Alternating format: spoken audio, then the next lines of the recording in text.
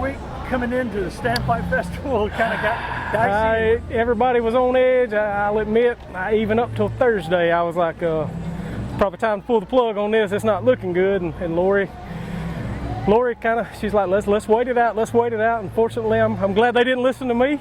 It all worked out. Took a turn, and we got some pretty nice weather today. And how long have you been coming to this festival? Several years. I've lived in Belton for about 14 years. Been on council for 3, so a long time.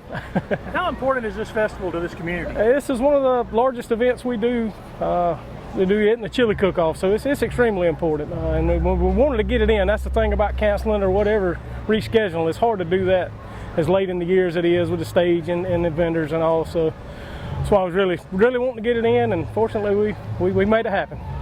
And for people who didn't make it out, the car show, music, tell people what they missed. Like I said, we got some great bands, local bands, Fish Out of Water, got Margaret Haney, a lady from Belton, making her way through Nashville. Of course, David Jones and the Combo Kings. Great fireworks show about 8:30. We got a lot of things for the kids to do, the bouncy houses. They're doing tours of the Standpipe. The Art Center has a new exhibit. The museum has an exhibit. Got about 40 vendors and food crafts and such, and great car show. So this is good for Belton. It is. It's wonderful. Everybody seems to like it. Perfect, Josh. Appreciate it.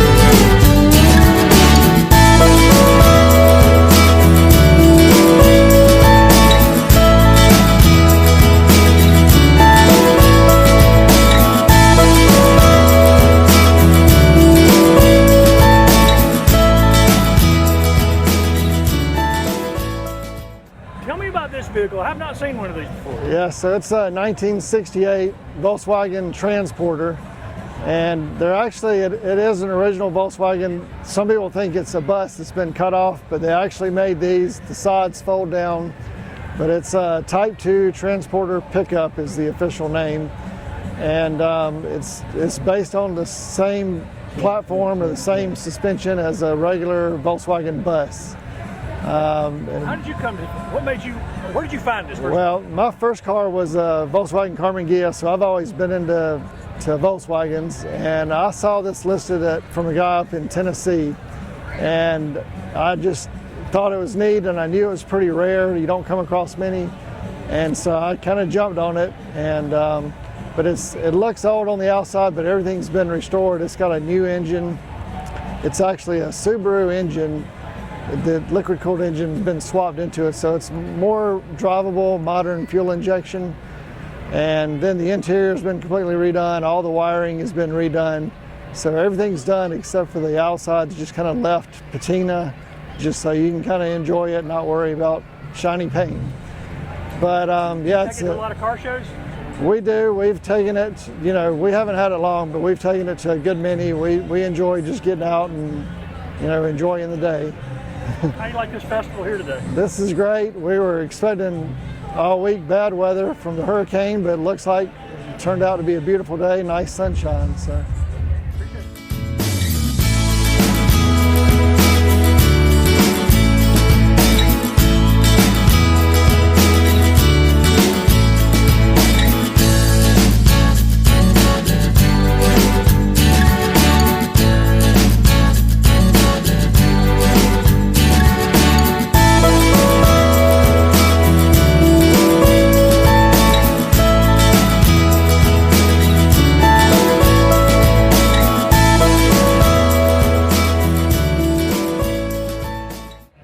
Okay, I'm Donald Sweeper, and go ahead.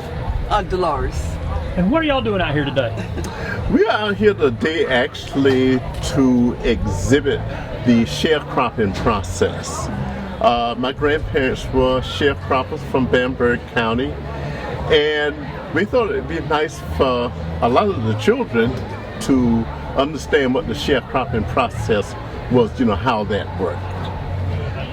And what kind of response are you getting from the kids?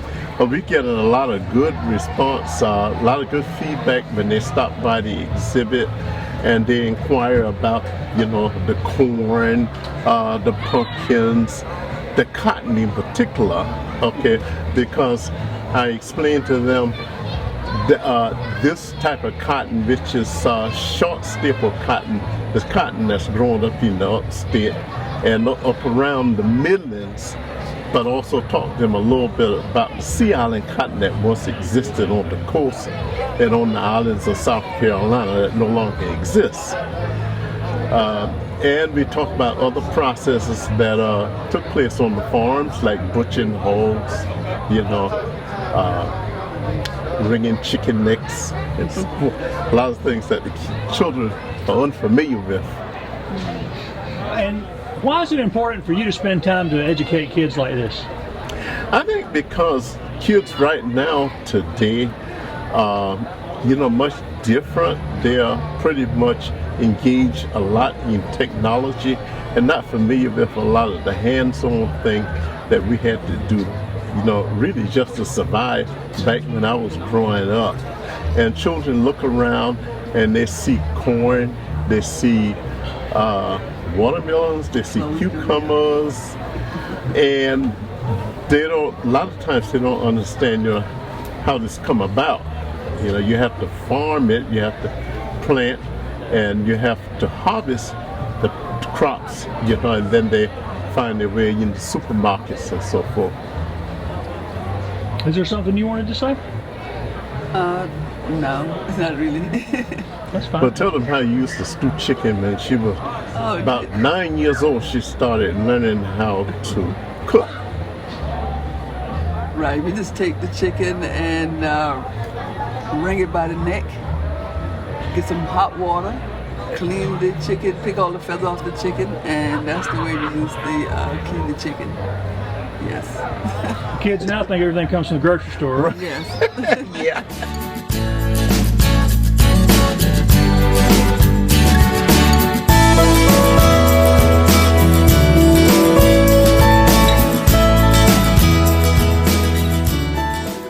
We're out here because of Depot Days. Obviously we had a hurricane situation yesterday and we were supposed to go around to the schools, but typically we're out here for 2 days doing demonstrations in primitive wares, and our specialty is pottery.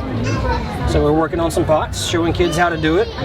They have some Sculpey here that they can make some items and take home and fire permanently for themselves.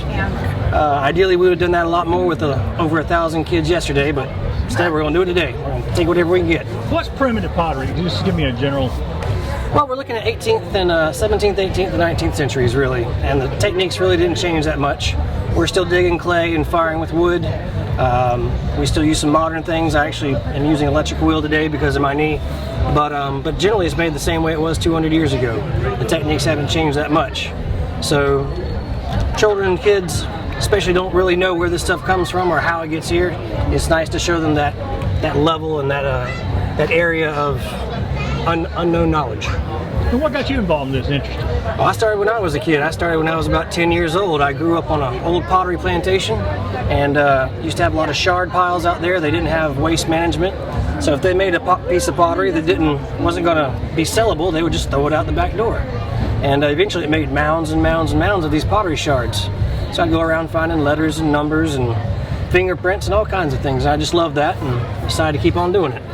And what kind of response do you get from kids who have not seen this before? Oh, anything from just disbelief. I've had people ask me where my computer is because I print it out in a 3D printer.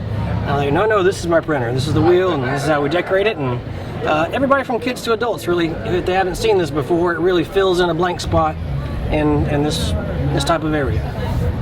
Perfect.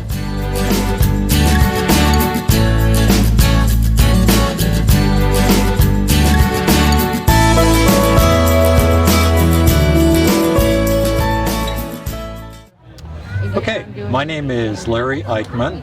I demonstrate coopering as it was done in the late 1700s, what we call the 18th century. Cooper was a very important part of the community. Tell me what coopering involved with wood means. I'm not sure most people know that. So the word cooper is believed to come from a Latin word cuparius, which was a word for container. So our English word cooper comes from cuparius.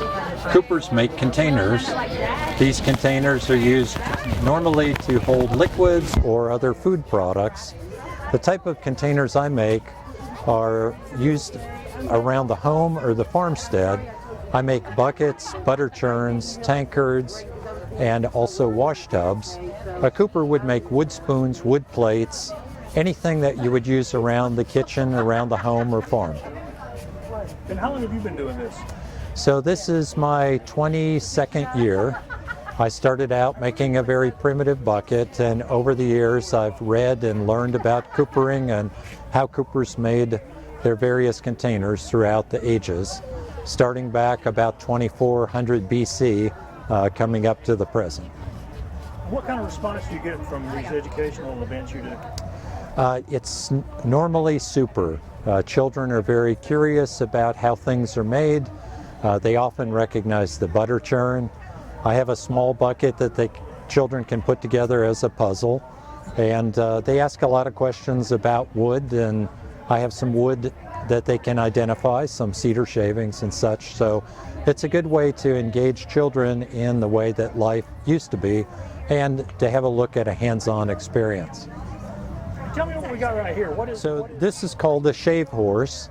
It's a period workbench. There's different styles of shave horses that are made to match up with the particular craftsperson. What I'm working on now is, earlier today I had a young man split out a stave, what will become a stave or one of the pieces that makes a bucket. So I will use my shave horse, which is a clamp. This head presses down when I step on the pedal, and then I use a simple edge tool called a draw knife to shave the wood down to its final dimensions. So I'll work on a pile of staves until I get enough to put together into a circle to make a bucket. So here's some staves that I put together, and you can see they make that circle that I need to hold the liquid. How long does that take? So a bucket like this, a cedar or pine bucket, takes about 8 hours. The oak buckets that I make take me about 22 or 23 hours. They have wood hoops and there's a lot of handwork involved. In the period, a cooper would make 5 or 6 buckets a day. It was piecework, so they worked very fast. I'm sure they made a quality product, but it might have been a little rougher than what I make today.